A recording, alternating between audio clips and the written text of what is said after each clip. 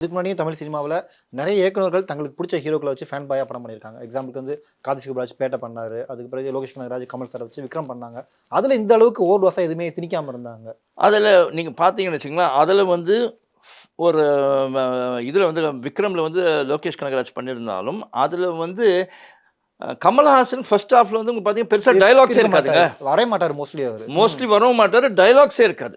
ஒரு 1, 2 டயலாக் தான் இருக்கும். இன்டர்வல்க்கு முன்னாலே நான் அத கமல் சார் கிட்டயே வந்து ம். ஒரு இன்டர்வியூல கூட நாங்க பிரஸ் மீட்ல நான் கேட்டேன் நானு. புரியுதுங்களா? அவர் சொன்னார், "அதுதான் படம்" அப்படின்னு சொன்னாரு. அதுதான். அது வந்து அந்த ஆர்டிஸ்ட் அவருக்கு வந்து சினிமானா என்னன்னு தெரியும். தான் ரசிகர்கள் என்னென்ன ஸ்டடி பண்றதுன்னு தெரியும். அவர் வந்து காம்ப்ரமைஸ் ஆகணும். இன்கேஸ் லோகேஷ் கனகராஜ், "இல்ல சார் நீங்க இந்த மாரி பண்றோம்" அப்படின்னா, அவர் வேணான்னு தான் சொல்லியிருப்பார். காம்ப்ரமைஸா இருந்தாருன்னா அந்த படம் காலி.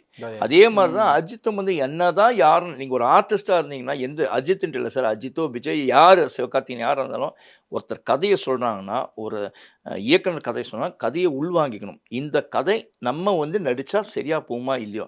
அதில வந்து நம்ம வந்து அ ஒரு ஃபேன் பாய்க்கான படமா குடுக்கணுமே நான் ஒரு ஆர்டிஸ்ட் வந்து திணிக்கணும்னு நெனச்சாங்கன்னா, அந்த படம் எந்த அளவுக்கு சக்சஸ் ஆகும்னு சொல்ல முடியாது. It will be only accidental success.